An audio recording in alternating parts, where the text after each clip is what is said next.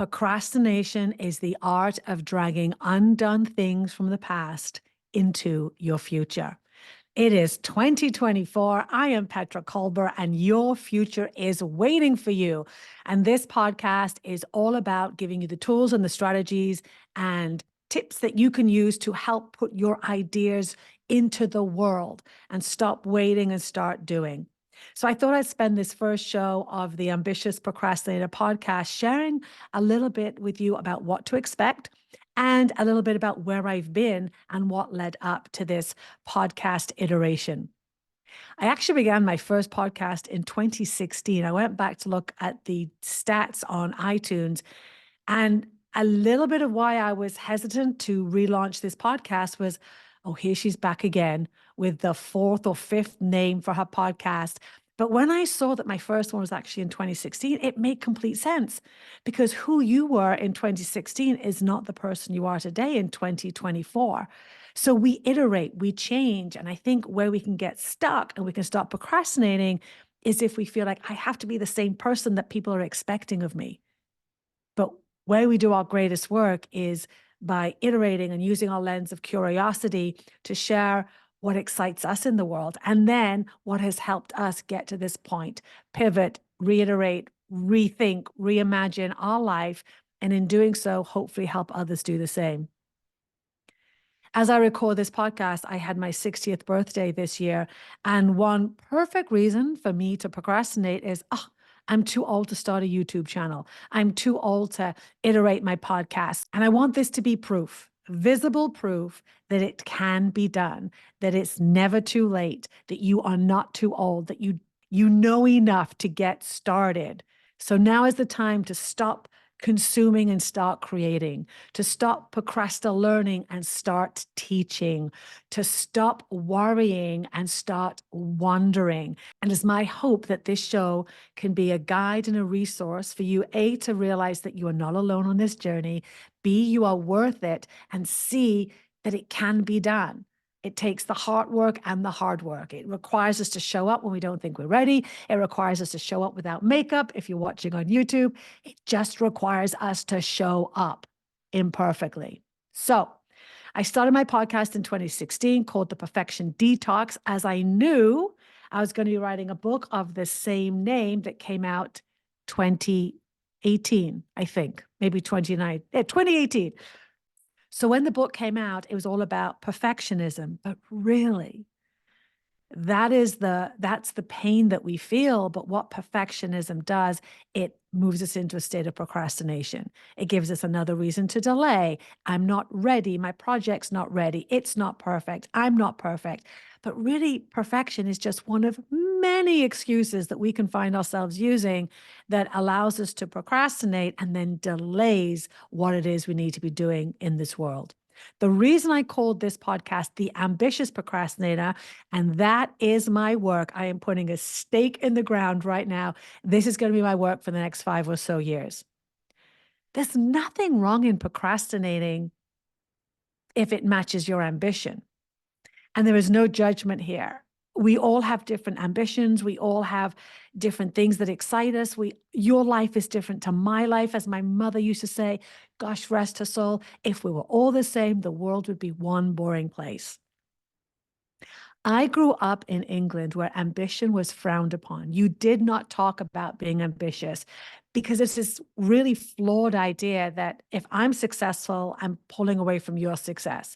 And then I met met a group of Americans when I was 18. And I was like, who are these unicorns? They're talking about big dreams and they're talking about reaching for the stars. And I'm like, I don't know who they are, but I like them. Because what I didn't realize is I was an ambitious person, but it had been that kind of been tampered down because in England, it's called the tall poppy syndrome. Don't stand out. Don't get too big for your britches. So here I am at 60, realizing I am a really ambitious person. So where the rub and the friction really comes is if you have unmet ambitions, unmet dreams, unmet desires, things that you know have been given to you. What if the dream was not yours, but was given to you? That thing, that yearning that just will not be quiet. And when you procrastinate and you know you have this gap between where you are and where you want to go, and that gap is not about a lack of knowledge, that gap is not a lack about a skill set, because you can learn everything there is to learn these days. That gap has got nothing to do with you and everything to do with your mindset that is saying, wait, I'm not ready. I'm too old. It's giving you a million excuses, and so you procrastinate. So this podcast and my work moving forward is all about how to get unstuck, get out of your way. And over time, because this is a marathon, not a sprint, we stop consuming other people's content. We stop believing that this overnight success is the way things happen. And little by little, action by action, step by step, authentic choices by authentic choices in integrity, we start building the life that excites us. So let me share a little bit about where I've been since I first launched my very first podcast in 2016. 2016 to I say 2018 was all about the Perfection Detox, my book, my podcast. I did a TEDx talk. I was beginning to move out of the fitness world and into speaking and becoming more of an entrepreneur, a solopreneur in a world where I was creating the footsteps versus following out someone else's footsteps, both terrifying and exhilarating at the same time. And then the day that my book came out, I held a book launch party. And oh my gosh, it was amazing. There were like 120 people there. And this amazing woman, Heather Thompson, who you may or may not know from the New York Housewives, was interviewing me, like a Q&A for the audience. And the very last question was, now you've, released your book. Listen, it only come out that day. What's next? I'm like, okay, I'm still in recovery mode from the book. But I said, one thing I've always wanted to do is DJ. Just casually mentioned it, forgetting that at the back of the room were three people that could make that idea a reality. Two people were Mike and Mike from Yes Fitness Music, and also was Maureen Hagan, who runs and oversees one of the biggest fitness conventions in North America, CanFit Pro. I walked to the back of the room after casually mentioning I'd like to DJ, and they all came up to me and said, "How serious are you?" I'm like, "Well, I'm serious." And Maureen goes, "Okay, this time next year, at our next CanFit Pro event in 2019, you're going to be the DJ for our VIP event." I'm like, "Oh, okay." It's a year off. And then Mike and Mike said, "Okay, we're going to send you the equipment." And I then was going to go down and mentor with Mike Babbitt in Washington, D.C. Long story short, over the next year, I learned how to DJ. And at the end of that, there's a whole nother story that I will share on a podcast at another time about my learning. Like 2 weeks before, I had to unlearn everything I'd spent the year learning because I wasn't really DJing. I was just perfecting a set. And then literally thinking a week before, I'm not going to be able to do this. Oh my gosh, my ego is going to be trashed. I got up, empty dance floor. At midnight, we crushed it. Dance floor closed down. Everybody loved it. A guy was dancing so hard, he actually fainted, but he wasn't hurt. But that is not something they teach you in DJ school. And I remember when the guy fainted, I'm like, oh my, what do I do? And my mentor walked past, he goes, "Man down, keep on playing, not your problem." And the guy was fine. He stood up, he waved at me. He just hadn't danced that hard in like 5 years. So obviously he liked the soundtracks. Anyway, that's a whole nother episode. So post 2019, we were going into 2020 with excitement. And then this thing called COVID happened. And so after about a year of living in New York with the COVID lockdown, I decided to buy a one-way ticket to Europe. And in November 2021, I got a one-way ticket to Barcelona. Again, that will be a whole nother show. And at the end of my time there, I was planning to come back to America for like a month and then head out to Asia and do part 2 of that tour. During that time, I was meant to be building my YouTube channel. If those of you are watching this podcast on that, you can obviously see that didn't happen. But I came back, and my last month in Europe, I was in England at the time. I got a phone call from a friend of mine. He said, "This company I'm working with, they're kind of pivoting, and I think the CEO needs to talk to you." I jump on a phone call a week later, not expecting anything. At the end of that phone call, I had a job as the vice president of mindset and personal development, which brought me back to California. Another story for another podcast. Probably the best corporate job I've ever had in my life, but due to different circumstances and so many things that I understand, I am no longer with that company. Now, if I'm getting real, you might think, oh, she wrote a book. She learned how to DJ. She went to Europe for 10 months. I am really good at the big stuff. I excel at the big stuff.